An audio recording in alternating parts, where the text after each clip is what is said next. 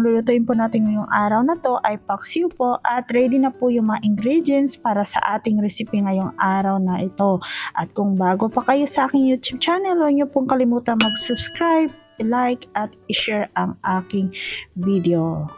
So, meron po tayo ditong burot na isda. In-slice ko na po yan at ilalagay po natin sa kawali lahat ng in-slice nating isda, guys.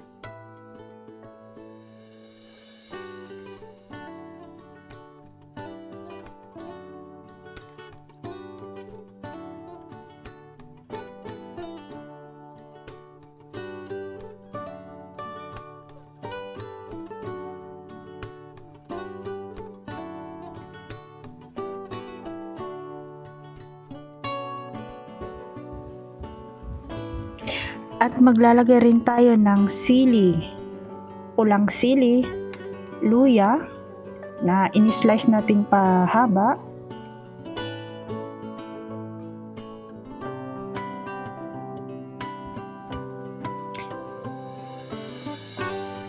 at maglalagay din tayo ng bawang.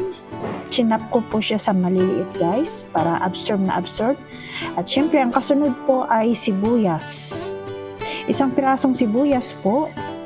Ayan po, ihalo natin ng mabuti para mamaya mas malasa at maamoy, guys. At nilagyan ko na din pala ng kamatis. Optional lang po yung kamatis, guys. Kasi malalanta na, kaya nakapag-decide ako na ihalo. At syempre, optional lang din po ang okra or lady fingers. Para naman po maiba yung lasa at maraming mga palamuti. Kasi sayang po masisira na at hindi po kami gumagamit ng suka. So, ang ginamit ko po ay lemon or lime. So, 4 na pirasong lime po yan na hinati ko at ni-squeeze ko po ng maayos para po na hindi po masayang. Naglagay na rin po ako ng laurel leaves or paminta. Siyempre, hinaluan ko na rin po ng vegetable curry, guys. Kayo na po yung bahala magtansya kung gaano po karami at nilagyan ko po ng konting vegetable oil po.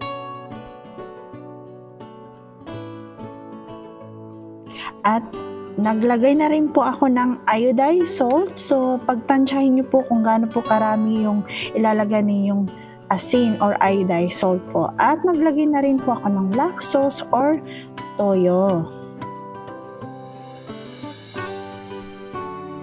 At naglagay na rin po ako ng tubig. Kayo na rin po bahala kung gaano po karami yung ilalagay ninyong tubig. Kung mahilig kayo sa sabaw, damihan nyo na. At ang ginagamit pala namin dito ay stainless steel or electric wire na burner po. At nakaset na po yan ng 20,000 or 2,000 po para po mabilis pong maluto ang ating ulam ngayong araw na to, guys. At takpan na po natin ng stainless na plato kasi wala po kaming pang takip.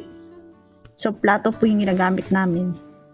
So, after 15-20 minutes po ay ating po yung bubuksan kung kumukulo na po. Ayan nga po, kumulo na po at binaliktad nga po ni Mr. yung isda po para po pantay po yung pagkaluto. So, maraming salamat po. Huwag niyo pong kalimutan mag-subscribe, like ang aking video at tapusin hanggang sa dulo. Maraming salamat.